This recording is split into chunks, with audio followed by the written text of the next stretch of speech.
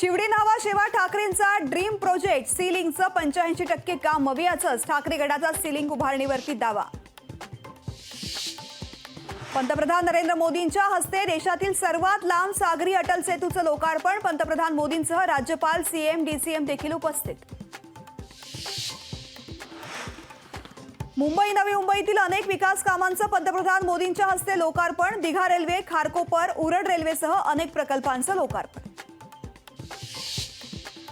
देशातील युवक सामर्थ्यशाली, भारताच्या युवकांवर माझा सगळ्यात जास्त विश्वास, पंतप्रधान नरेंद्र मोदींचं वक्तव्य।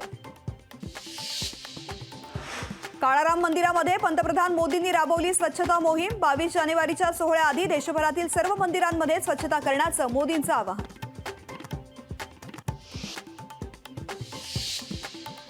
राज्यात उपमुख्यमंत्री देवेंद्र फडणवीस शूर्पणखेच्या भूमिकेत। 2024ला शूर्पणखेचं नाक कापायचंय, राऊतांचा फडणवीसांवर हल्लाबोल।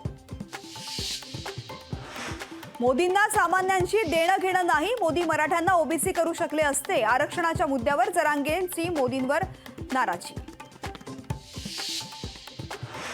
मुख्यमंत्री न मिळाल्यामुळे देवेंद्र फडणवीस संभ्रमावस्थेत, विनायक राऊतांचा फडणवीसांना टोला।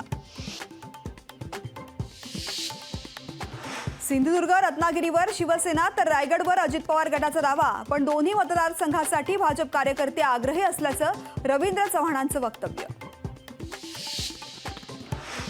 भंडारा गोंदिया लोकसभा लढवण्यात सदैव तयार, भाजपच्या जागेवरती प्रफुल्ल पटेलांचा दावा। माझ्या लढण्याचा प्रश्न असेल तर मी तयार, पटेल। घराणेशाहीमुळे देशाचं मोठं नुकसान, युवकांनी सक्रिय राजकारणात सहभागी व्हावं, पंतप्रधान नरेंद्र मोदींचं तरुणांना आवाहन। अटल सेतू केवळ पंतप्रधान मोदींमुळे शक्य, 40 वर्षांमध्ये जे झालं नाही ते मोदींनी करून दाखवलं, फडणवीसांकडून कौतुक। आजचा दिवस देशासह महाराष्ट्रासाठी महत्त्वाचा, मोदींनी देशाला खंबीर नेतृत्व दिलं, उपमुख्यमंत्री अजित पवारांकडून मोदींचं कौतुक। खासदार सुप्रिया सुळेंसमोर मराठा बांधवांची मराठा आरक्षणाबाबत जोरदार घोषणाबाजी। एक मराठा लाख मराठा अशी कार्यकर्त्यांकडून घोषणाबाजी। राष्ट्रीय युवा महोत्सवाच्या कार्यक्रमात पालकमंत्री दादा भुसे यांनी धरला ठेका, मोदींच्या स्वागतासाठी भुसेंनी धरला ठेका। पंतप्रधान मोदींना वेळ मिळाल्यावरती निवडणुका जाहीर होतील, तर रामाच्या नावाने किती काळ राजकारण करणार, संजय राऊतांचा हल्लाबोल। ओबीसी महाएल्गार सभेला मराठा आंदोलकांचा विरोध, भुजबळांनी राजीनामा देऊन सभेला यावं। दिल्लीमध्ये उद्या इंडिया आघाडीची बैठक, 14 पक्षातील प्रमुख नेते राहणार उपस्थित। अपात्रतेची लढाई पुन्हा सर्वोच्च न्यायालयात, पुढील आठवड्यामध्ये ठाकरे गट नार्वेकरांनी दिलेल्या निकालाविरोधामध्ये याचिका दाखल करणार।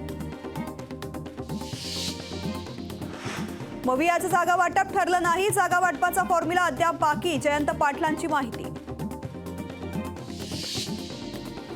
वन नेशन वन इलेक्शनला ममता बॅनर्जींचा विरोध, ममता बॅनर्जी यांचे उच्चस्तरीय समितीला पत्र, ही संकल्पना असंवैधानिक असल्याचं बॅनर्जींचं मत।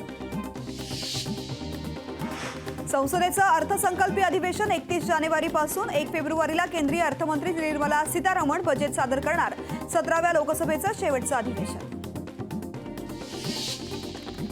राहुल गांधी यांची न्याय यात्रा महाराष्ट्रात 14 जानेवारीपासून मणिपूर ते मुंबईपर्यंत निघणार न्याय यात्रा, यात्रेचा 20 मार्चला मुंबईत समारोप होणार। राम मंदिर प्राणप्रतिष्ठा सोहळ्यास 4 शंकराचार्यांचा नकार, अर्धवट मंदिरामध्ये पूजा होत नसते, शंकराचार्य स्वामी निश्चलानंद सरस्वती यांचं वक्तव्य। कन्नड पाट्यांविरोधामध्ये मनसे ठाकरे गट आक्रमक, कणेरीमधील सिद्धगिरी मठावरील कन्नड पाट्या हटवल्या।